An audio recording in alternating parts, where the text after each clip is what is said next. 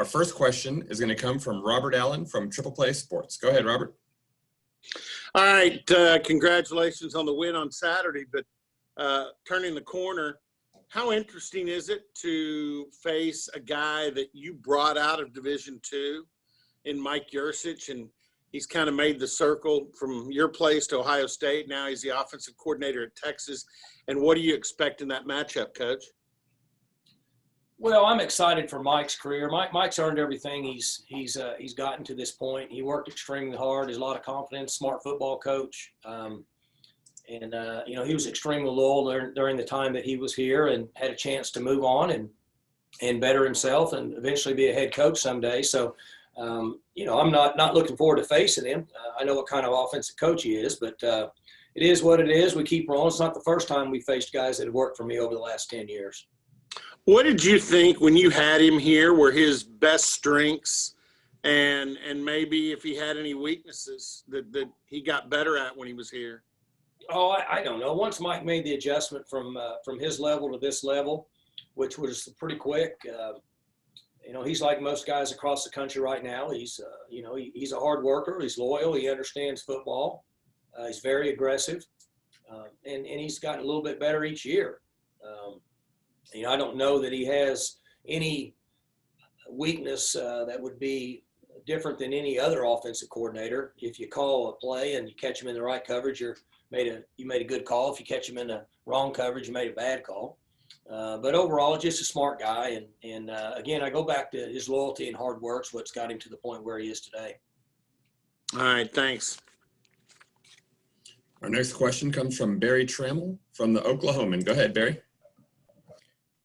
Yeah, Mike, your defense been playing great and your offense made plays Saturday, but with Spencer back, what's the upside for this offense? How good can this offense be, do you think?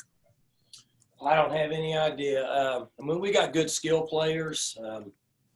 We're coming along a little bit as an offensive line. We've made some strides. We have to be protective somewhat of what we do offensively. We're not in a position to be like we have been the last 10 or 12 years here, where we can just open everything up and Katie bar the door. So as we develop as an offensive line, we'll get a little bit better as an offense throughout the season. You say you got to be a little careful. That's because of the line situation? We're not far along right now in the offensive line. We got two guys playing the offensive line that have 3 games experience in their career. So for that reason, 40% of your offensive line doesn't have any experience, so we just have to be a little careful. Our next question comes from Chris Becker from the O'Colly. Go ahead, Chris. Coach, good morning. Morning.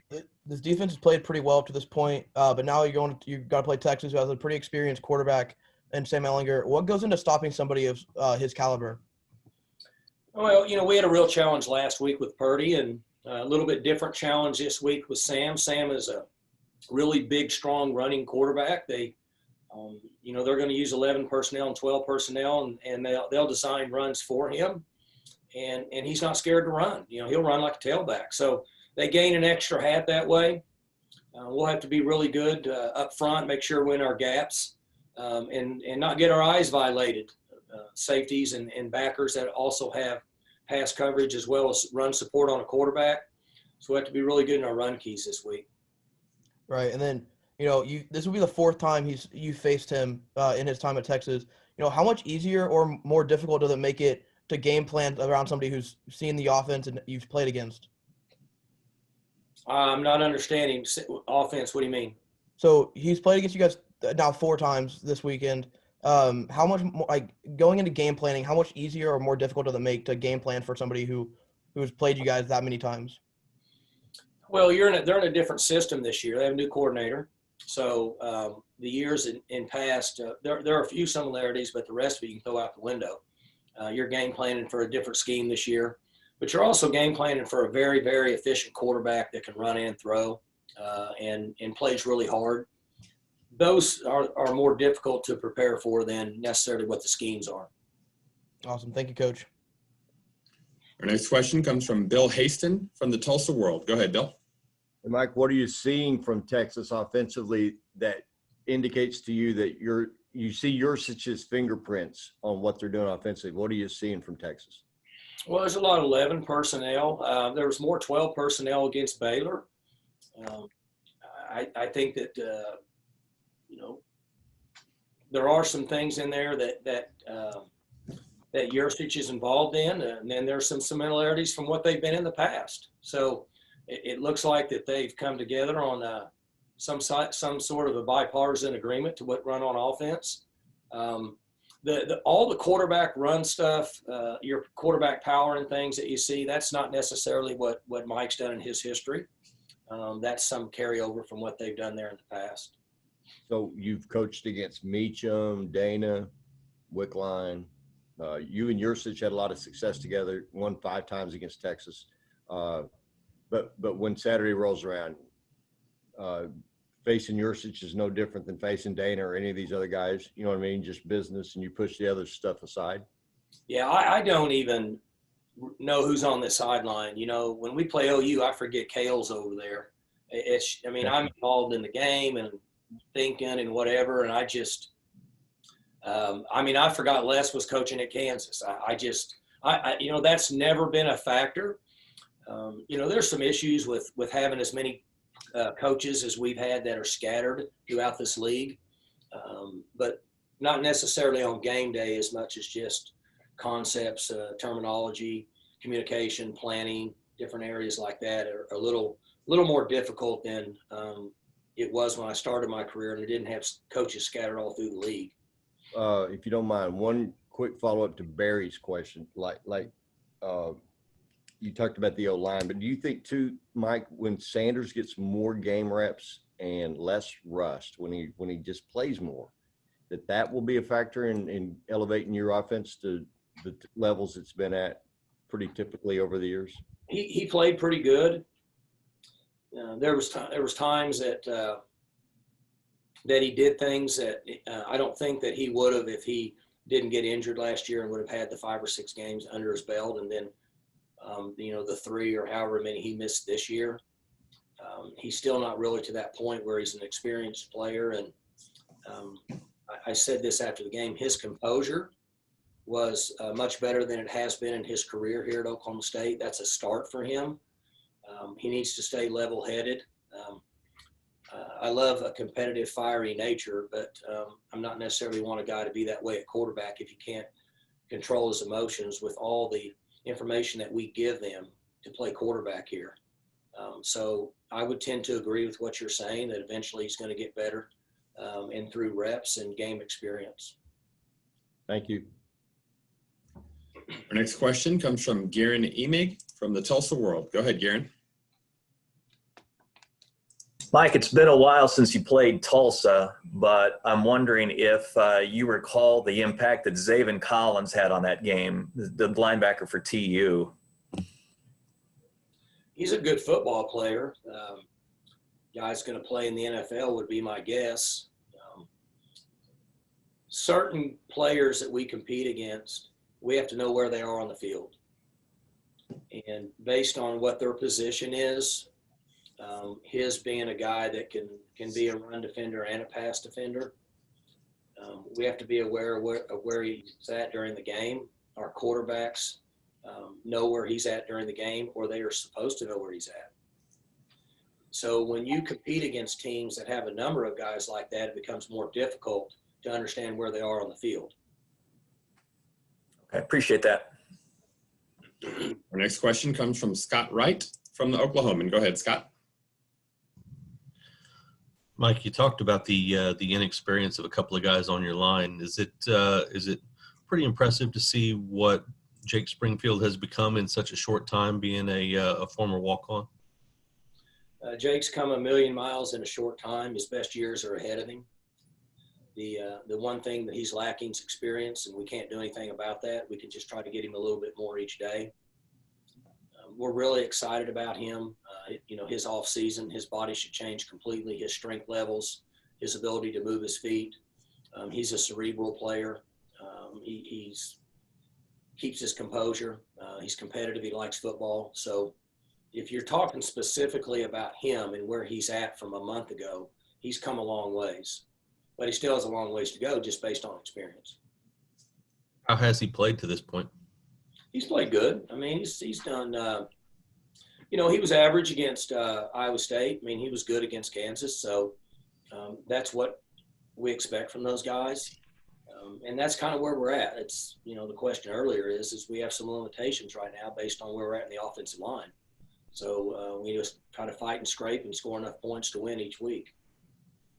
Thanks, Mike. Our next question comes from Jenny Carlson from the Oklahoman. Go ahead, Jenny. Hey, Mike.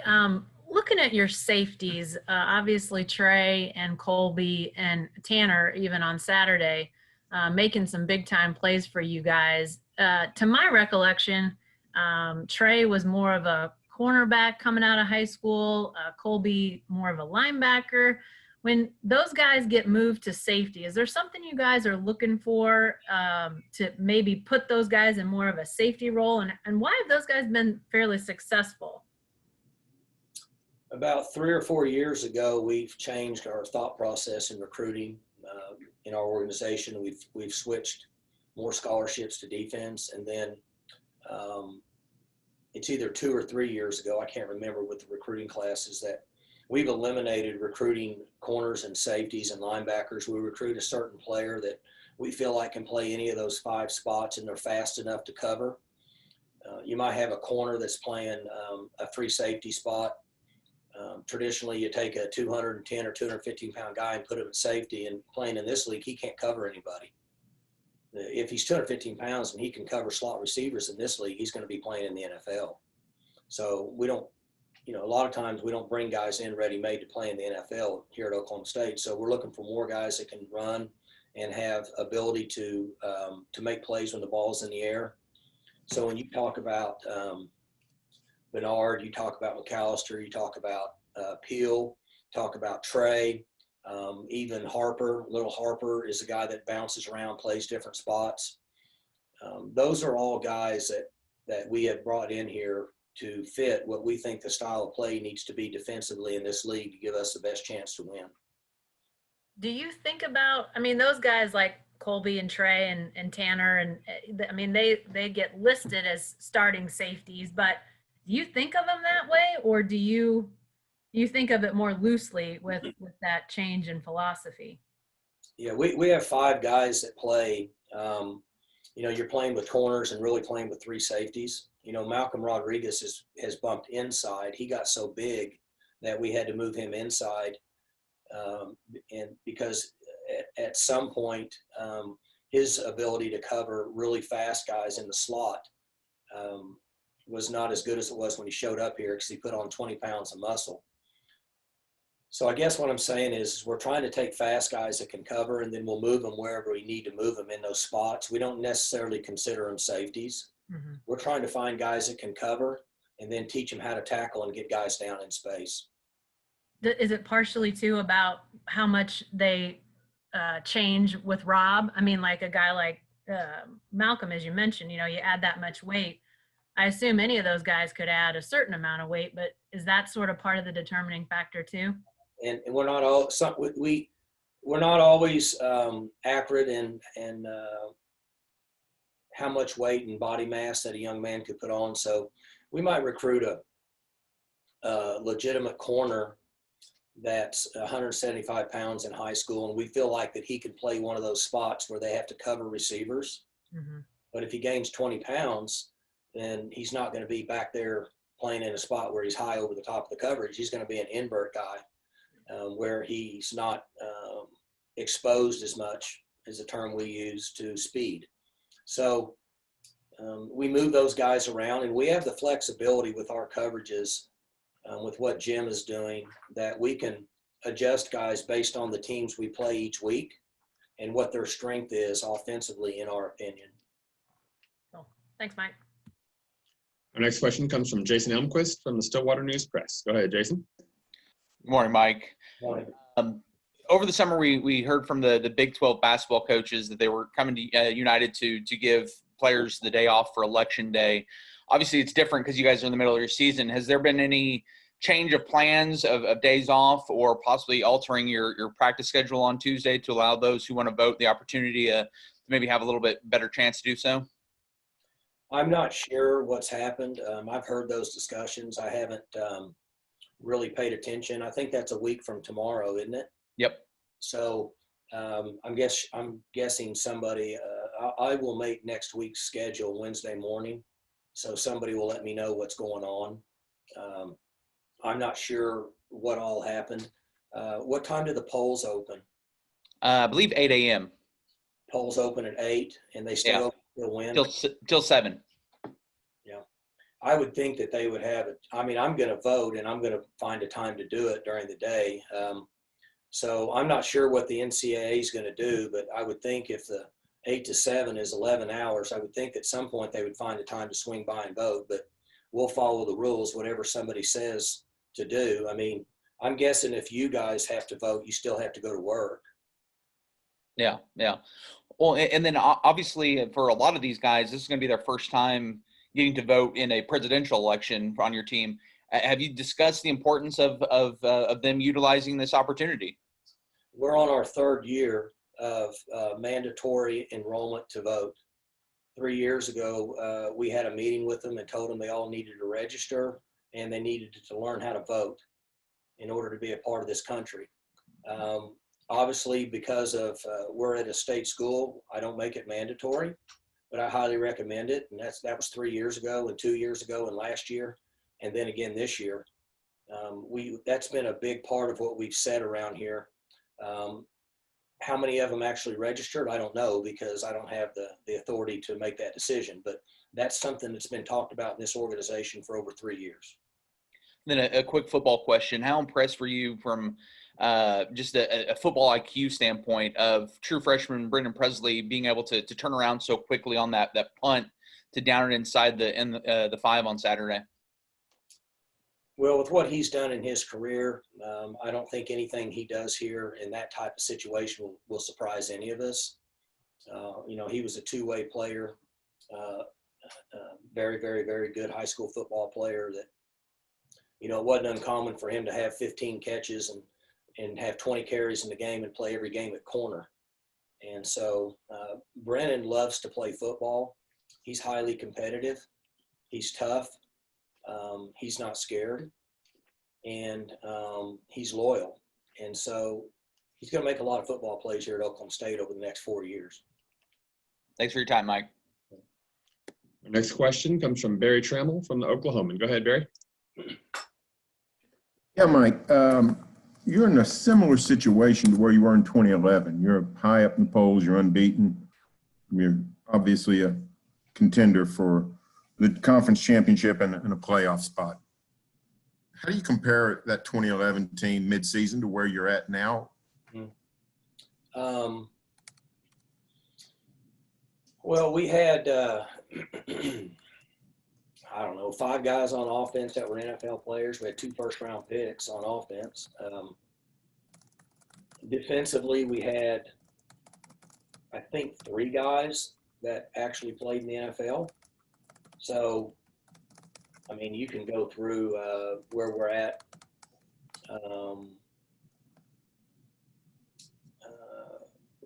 Probably not as many NFL players on this team as we had on that team.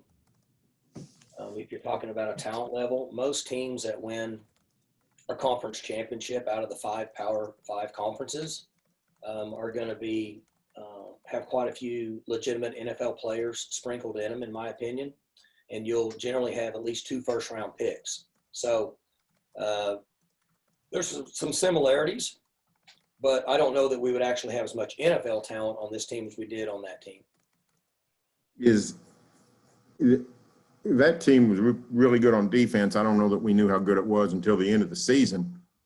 We seem to know how good this clearly is an excellent defense. Is this defense up to the standards of 2011, do you think? Just on how you're playing? Well, 2011 gave up quite a few yards and had a lot of takeaways. They got off the field with takeaways. I think we were in the top 5 in the country that year in turnover margin. I'm not for sure, but we were up there pretty high. They got off the field with turnovers. This year's team has a chance I said this 2 weeks ago, and I'll say it again. We'll know a lot more now. I said 4 weeks. We're going to know a lot more now in 3 weeks. We play 2 or 3 more games, and we have an open date. I'm not for sure when that is, but during that time, we'll have a pretty good idea because we have seen a variety of offenses with really good quarterback play. We got our first dose of it last Saturday with 2 and 3 tight end offense. It's a little bit unusual for this league with a potential NFL quarterback in Purdy. We're going to have the same challenge this week. And then as we move forward, we'll find out exactly where these guys are. I will say that I'm not hesitant in telling you the same thing I've told them, that they do have maturity, they do have depth, they do have speed. So if they're willing to put time and effort in, if they're willing to focus and absorb information during the week, if they're willing to practice hard, they have a chance to be a really good defense. That's their choice. So do I like where we're at defensively? Sure I do. Do I have concerns with the teams we play coming up? Sure, because it's a little bit different approach with each one of these guys, and we're going to find out a lot more over the next 2 to 3 weeks. We're down to our last couple questions, so we've got to get Coach on the Big 12 call here shortly. Our next question is going to come from Robert Allen from Triple Play Sports. Go ahead, Robert.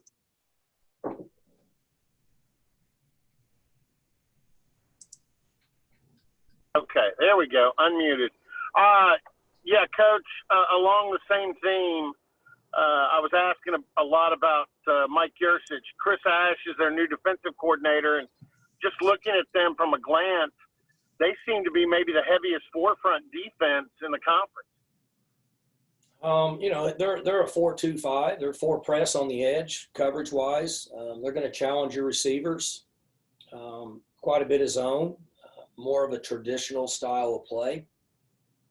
I mean, I've gotten into them a little, not a lot, trying to finish up on Iowa State myself, but the coaches have gotten in a little bit deeper. But from what I'm seeing, that's what their scheme is on defense at Texas with him being there this year.